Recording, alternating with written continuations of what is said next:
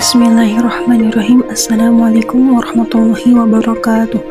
Perkenalkan, saya Zahra Fazriani, NIM 242510111073, mahasiswa semester 4 Prodi PAI Universitas Islam Al-Ihya Kuningan. Pada video ini saya akan menjelaskan mata kuliah pertemuan ketiga, yaitu perkembangan psikologi agama. Pengertian psikologi agama. Psikologi agama adalah cabang ilmu yang mempelajari aspek psikologis dari pengalaman, keyakinan, dan perilaku keagamaan. Bidang ini mengintegrasikan psikologi dan agama untuk memahami bagaimana spiritualitas mempengaruhi pikiran dan jiwa manusia. Latar belakang perkembangan psikologi agama muncul dari interaksi antara ilmu psikologi dan teologi. Para ilmuwan mulai tertarik untuk memahami pengalaman keagamaan secara ilmiah dan sistematis. Faktor pendorong utama meliputi kebutuhan menjelaskan fenomena spiritual dengan metode empiris, serta keinginan menjembatani pemahaman antara iman dan sains. Perkembangan awal abad ke-19. Abad ke-19 menandai lahirnya psikologi agama sebagai bidang kajian ilmiah.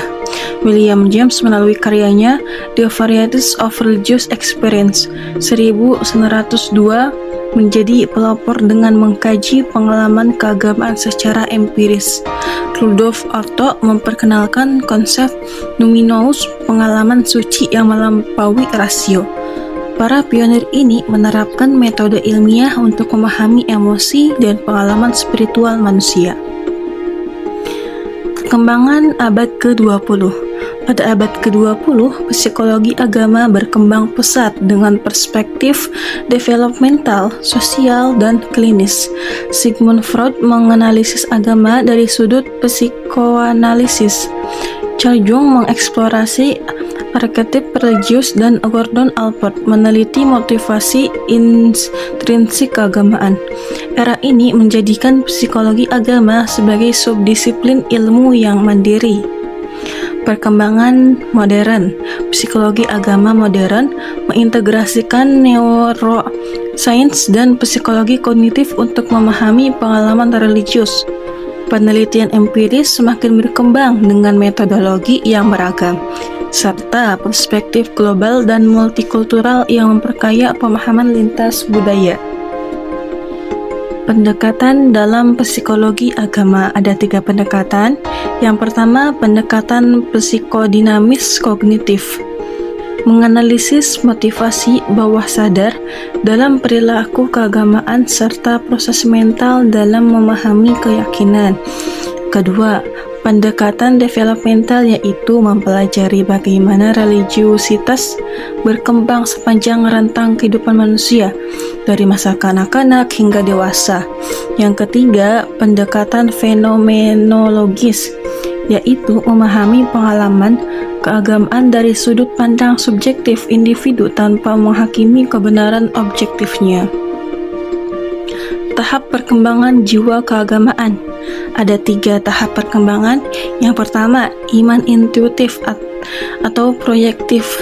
Tahap awal pada anak-anak dari usia 3-7 tahun, di mana imajinasi dan fantasi membentuk pemahaman agama. Pengalaman religius dipengaruhi oleh cerita dan simbol. Yang kedua, iman sintesis atau konvensional. Itu remaja mulai mengadopsi keyakinan dari komunitas dan figur otoritas. Identitas keagamaan terbentuk melalui hubungan sosial dan konformitas kelompok. Yang ketiga, iman mitis atau literal.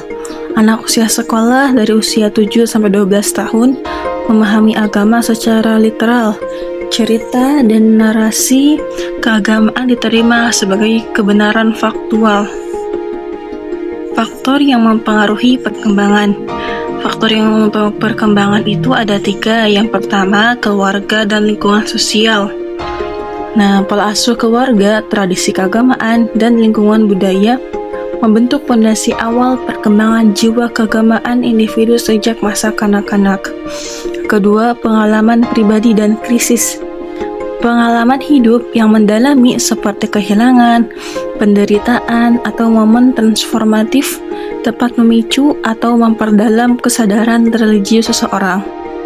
Yang ketiga, perkembangan kognitif dan pendidikan, yaitu tingkat kematangan berpikir dan pendidikan formal maupun informal mempengaruhi cara seseorang memahami dan menginternalisasi nilai-nilai keagamaan.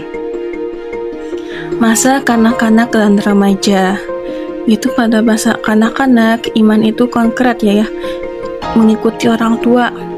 Pada masa remaja, pencarian identitas spiritual, yaitu pertanyaan kritis dengan keyakinan. Pada masa dewasa dan lansia, pada masa dewasa komitmen spiritual matang. Pada masa lansia, refleksi mendalam, pencarian makna hidup dan penerimaan kematian. Peran psikologi agama ada 3. Yang pertama, mendukung pertumbuhan spiritual dan kesehatan mental. Psikologi agama berperan penting dalam mengintegrasikan dimensi spiritual dengan kesejahteraan psikologis individu. Yang kedua, memfasilitasi toleransi antara iman, yaitu psikologi agama membantu membangun pemahaman dan dialog antar agama, mendorong sikap toleran dan menghargai keberagamaan spiritual dalam masyarakat. Yang ketiga, meningkatkan konseling pastoral, yaitu memberikan landasan ilmiah bagi praktik konseling dan pendampingan spiritual yang lebih efektif dan berbasis bukti. Relevansi di era modern.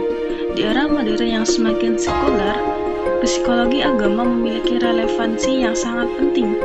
Disiplin ini membantu menjawab kebutuhan spiritual masyarakat yang sering terabaikan dalam kehidupan kontemporer.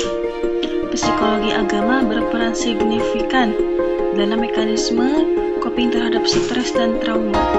Penelitian menunjukkan bahwa spiritualitas dapat meningkatkan resiliensi dan kesejahteraan mental.